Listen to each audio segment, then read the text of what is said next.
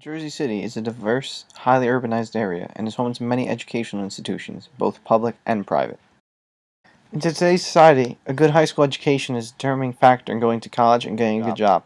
Then why is it that general admission public schools, such as Dickinson, are not nearly on par educationally with other schools such as Prep, a Jesuit private school, and McNair, a magnet public school?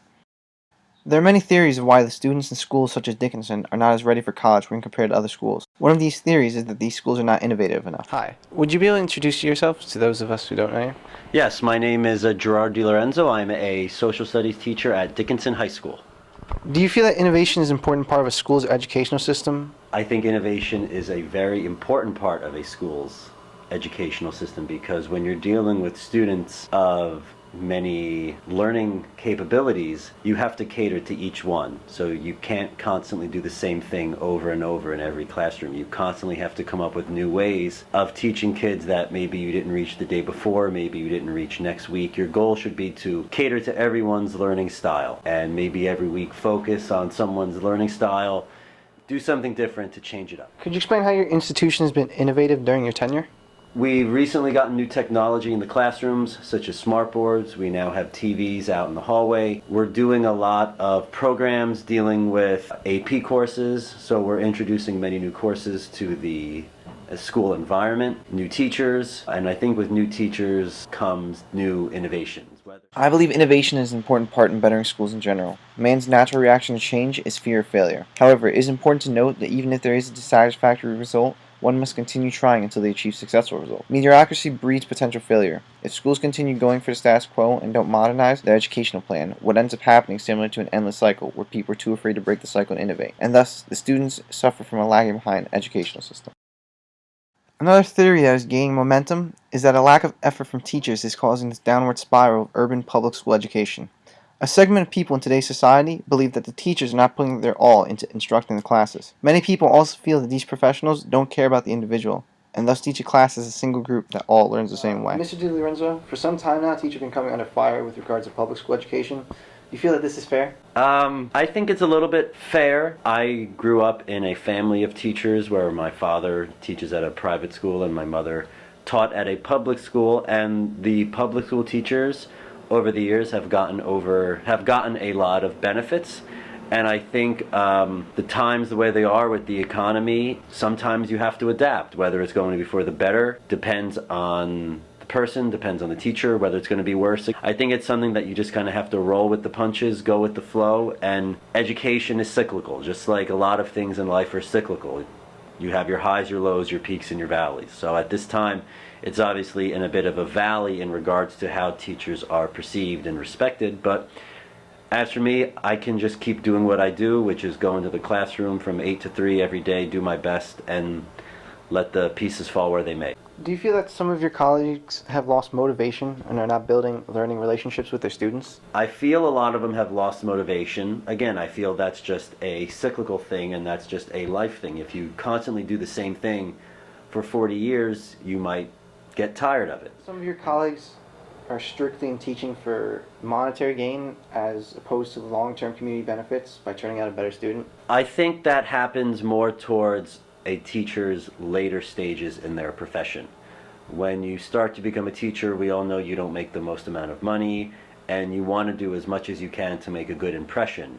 And teachers probably later in life, once they are comfortable with the money they have, they're comfortable with their job security, maybe they do, again, maybe slacking off is not the right word, but maybe they don't give it 100% max effort, and maybe they are looking towards the finish line, such as the monetary goals, monetary gains. This is a very sensitive topic because to put all the blame solely on teachers would be incorrect and unfair. It is indeed necessary that teachers are motivated to teach students, but they aren't the only ones who should inspire their students. Parents also play a key role and share the responsibility in keeping their children motivated to stay on track with their curriculum. Although teachers do not hold all the blame with respect to being role models, they do still hold some blame for the way they treat students. A fair amount of teachers do not seem to get to know their students. This means that they are teaching all their students in a general way. However, this may be a hindrance to someone's learning. learning, because everyone learns differently. It is also important to note that by teaching these students as if they're all the same, teachers are dehumanizing students by not caring about who they are as individuals. By focusing on teaching a group rather than the individual, these young men and women are kept from developing their own mind and abilities, which also has a negative impact on society. By stunting the learning process, they are also stunting the ability for these individuals to add to the common good of the community. Although teachers come under heat for public school students leaving unprepared for college when compared to other private schools or schools such as McNair, ultimately, it is up to students to decide how prepared they are for college. One can only get what they put in, and with respect to school, this statement has never been truer. Do you feel that students share responsibility in a failure in their own education? Yes, you can give kids so many breaks, but ultimately it falls on them. How do you motivate a non-interested student to learn? You give them an incentive to want to do something. I don't think it's something that can be planned. I think what makes a good teacher is knowing when something needs to change and when a little game can be created to motivate that student or many students. Do you feel that poverty-level students are deprived of the same educational standards as middle and upper income families? I think that sometimes when a student's labeled as being in poverty, it's a cop-out for the teachers to say why this student is doing bad. My only concern is who I have in the classroom and how to do best.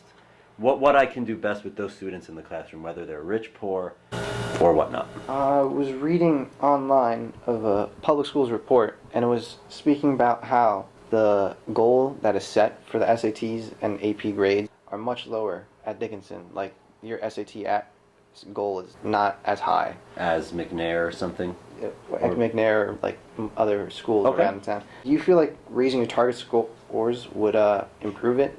I don't think that going from this year you have to have 1,000, next year you have to have a 2,100.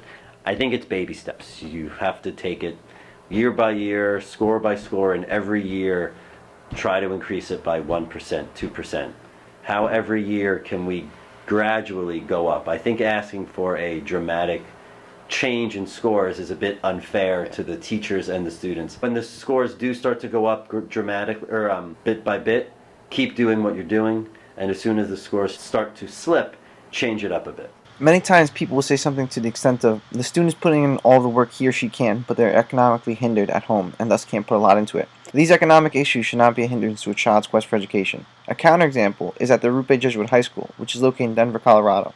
Many of their students are impoverished and participate in work-study programs that allow them to have schooling and bring in some income. I believe that if poverty is preventing impoverished students from achieving their goals, then some measures should be in place so that the students can put their full attention to school. After all, it is our social contract to have education from K to 12. Why should the level of education be impeded by economic distress? In the end, financial status aside, each student has a responsibility to take ownership for a good portion of his or her education. If they choose not to learn, then they won't learn. No amount of school funding or innovative programs will change this. In closing, this is an extremely tough and controversial topic, because there's really not a short answer. There are only proposed reasons for the lower educational level and short-term solutions. In order for these schools to be truly on par with others in the area, it would take many long and hard years of change on the schools, Board of Education's, and students' part.